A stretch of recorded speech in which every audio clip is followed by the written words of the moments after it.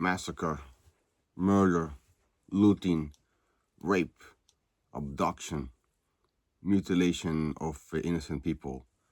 Does that sound familiar? Do you think I'm talking about the October 7 atrocities? Jews running away, Jews hiding, Jews being murdered while they were hiding, while they're running away. Am I talking about October 7?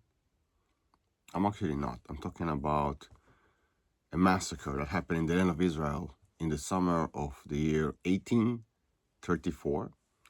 And during that time, the land was ruled by the Egyptians for a short time, for a few years. The land was ruled for hundreds of years by the Ottomans. For a short time, the land was ruled by the Egyptians. And during that time, there was a rebellion by the Arabs in the land.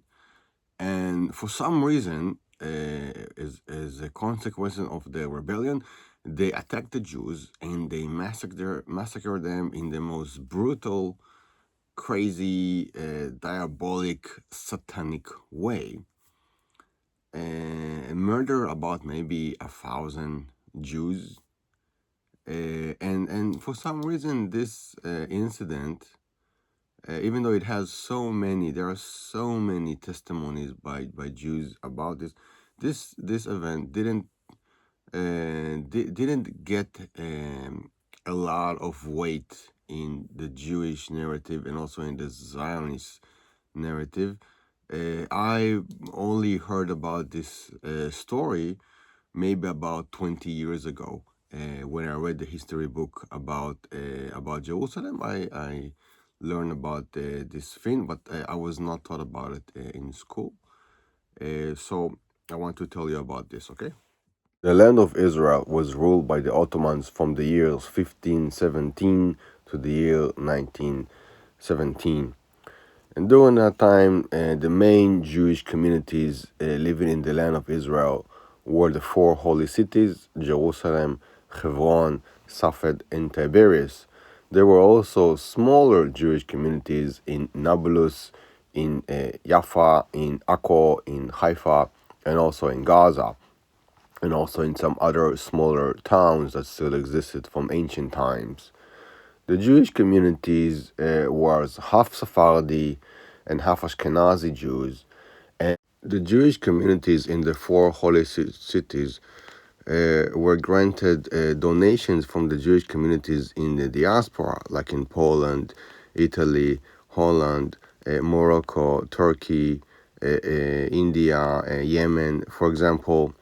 And that's because most of the Jews living in the land were very poor and they didn't have opportunities to work because they could not own land, they could not carry a weapon, so it was very hard for them to travel along the roads from one place to another without being attacked by the Arabs.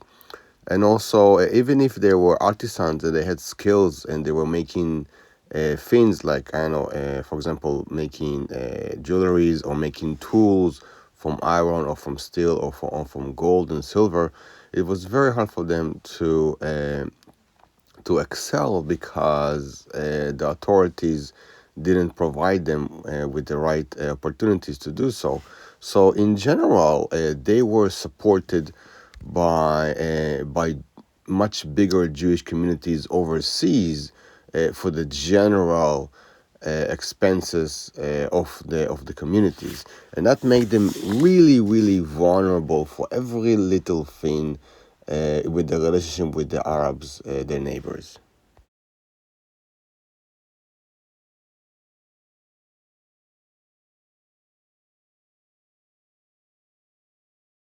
In the beginning of the 19th century, the Egyptian became independent from the Ottoman Empire, and they ended up conquering the land of Israel and also Syria, and challenging the Ottomans very close to home for them.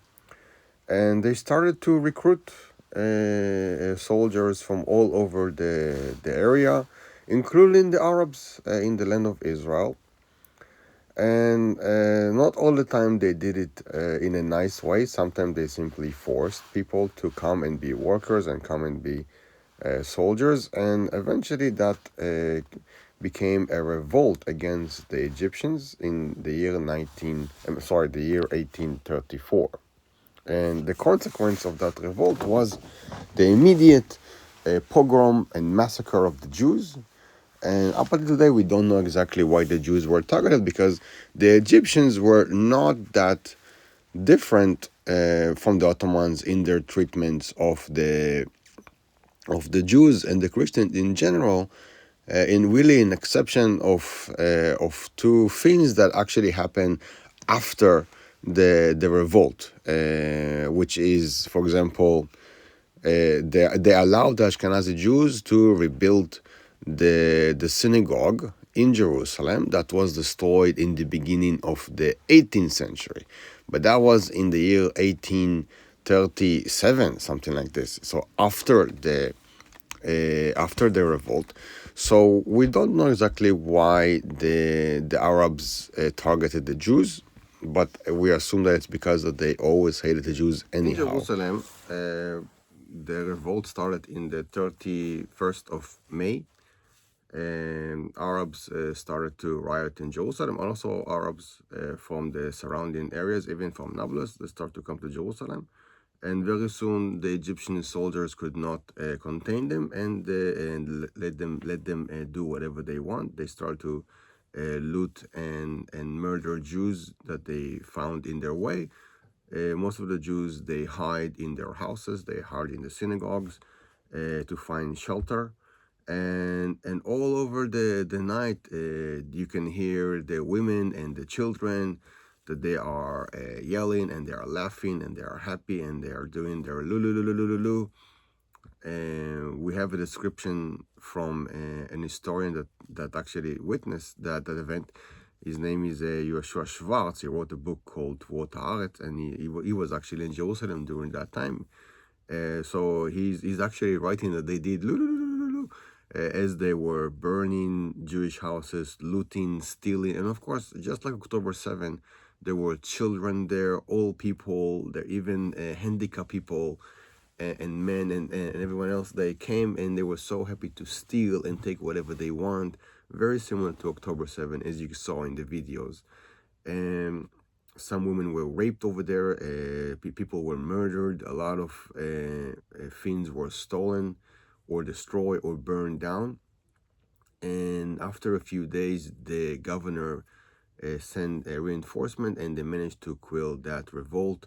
And also in the surrounding area, in Jaffa, and also in Ramallah as well. Okay, so this is for Jerusalem. But for Safed and for Hebron, that was a different story. Safed is a city in the Galilee. It's a very ancient city. There was a very big Jewish community over there for centuries.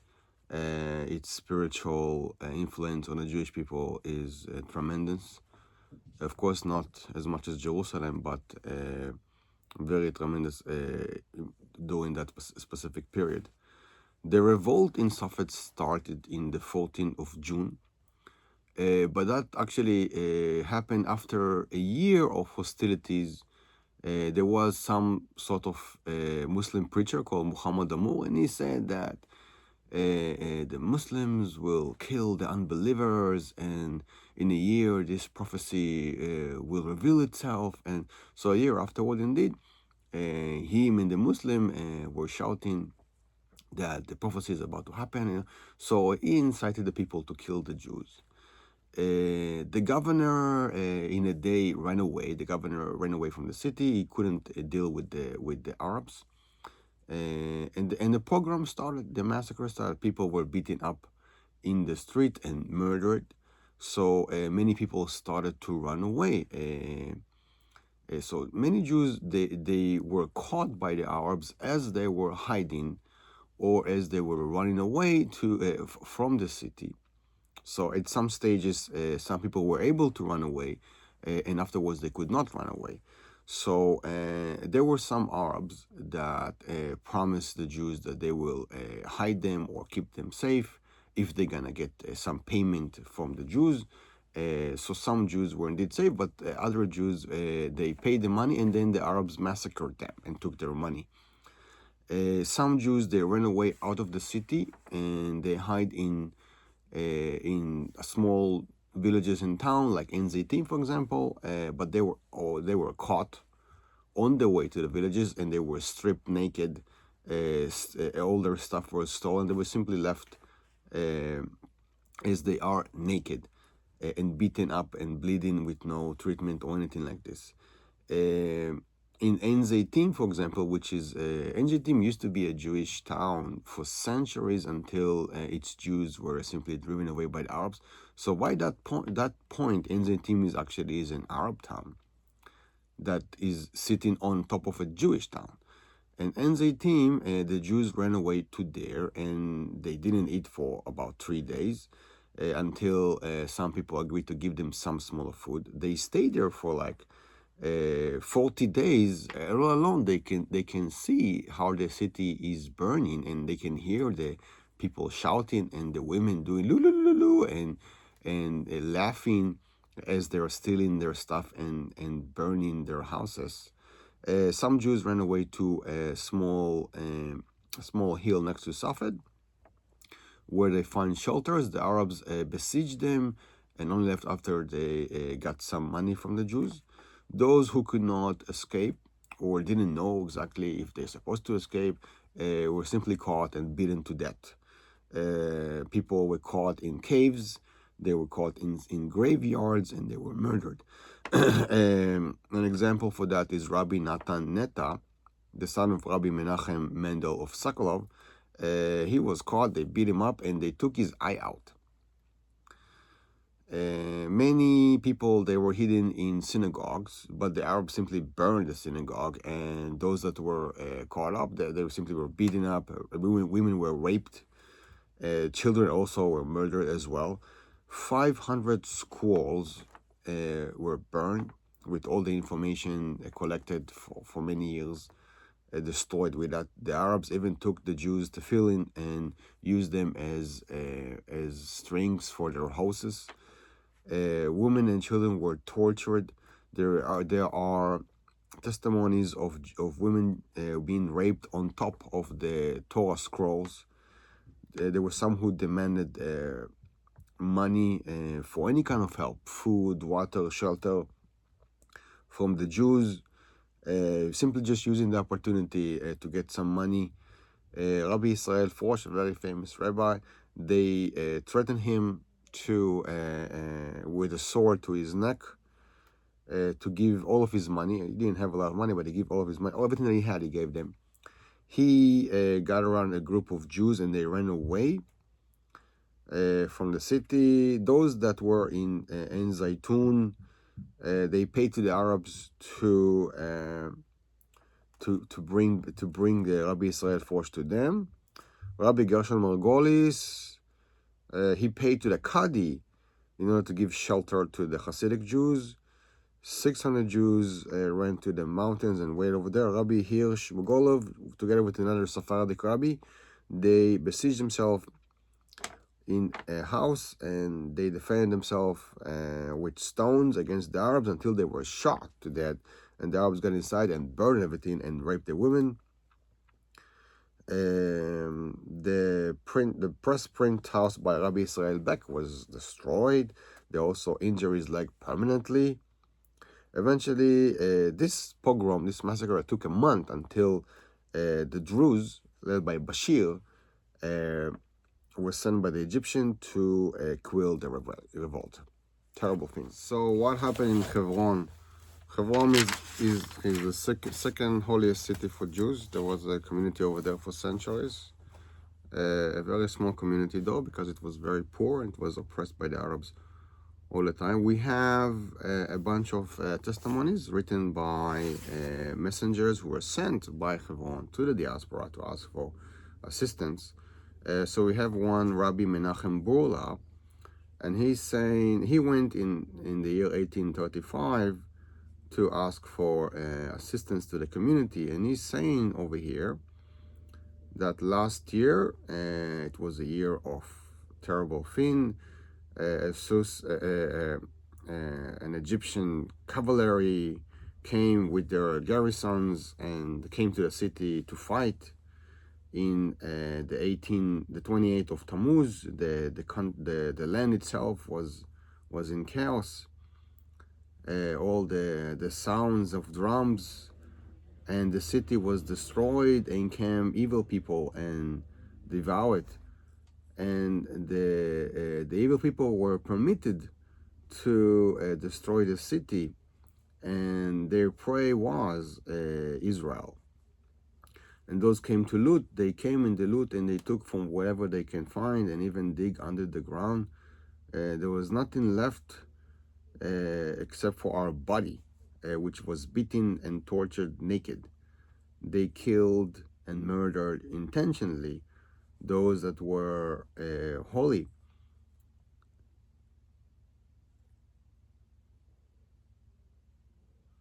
He said that he had to run away to the non-Jewish quarter, and over there he was attacked and shot with other Jews by the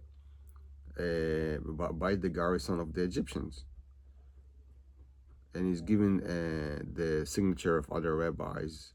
There is another messenger, Rabbi Natan Amram, sent to Western Europe, and he's actually telling the entire story. He's saying that it was already in Iyar, meaning in the end of May, that the non-Jews revolted against the king, and they started to threaten the Jews, and it said, "Oh, we one day, very soon, we're gonna kill you," in all sorts of crazy way and diabolic ways.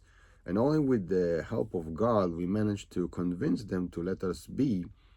And the rabbis and the wealthy people, they came and they paid money to their leaders to let us be.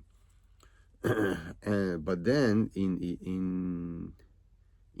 end of May, there was the entire land was screaming, and some houses were falling in the city of the Jews. So we left because we were so afraid, and we stayed a week outside in the field, and we were very afraid what's going to happen to us as we're hearing our friends screaming. And we were hoping that when the Egyptians will come, we will be saved. But that's the opposite of what happened. When they came, the opposite happened, because they came to us. And that was on Monday, in the 28th of Tammuz, same time. Tammuz is in the summer.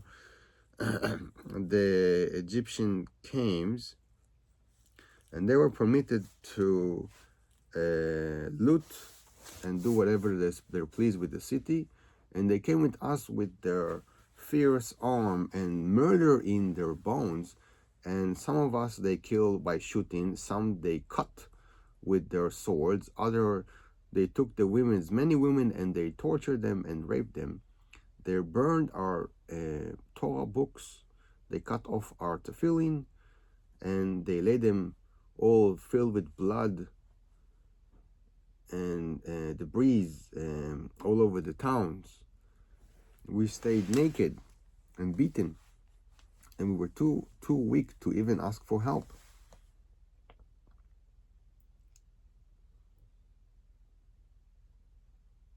Okay, and he's giving the names of all the rabbis and wealthy men that asking for help. Okay, terrible stuff. As you can see, the massacre of the year 1834 contradict the pro-Palestinian claim, as if there were no Jews living in the land before the rise of modern Zionism. And also it's contradict the silly claim as if Jews who did live in the land of Israel before Zionism lived very peacefully with the Arabs, and they had no problems at all. That's crazy. You just see that the Arabs simply massacred them. The Jews under Islam, especially in the land of Israel, suffered. They were oppressed. They were an indigenous people oppressed by a foreign colonialist empire, the Muslim empire. And Zionism is their freedom movement, their national movement, their liberation movement. And so anyone calling the Jews or Israel or a colonial settlement, settler state, whatever, that's the other way around. It's the Jews which are indigenous to the land. And Zionism is their liberation movement against colonialist settlers, the Arabs. Yes. Peace.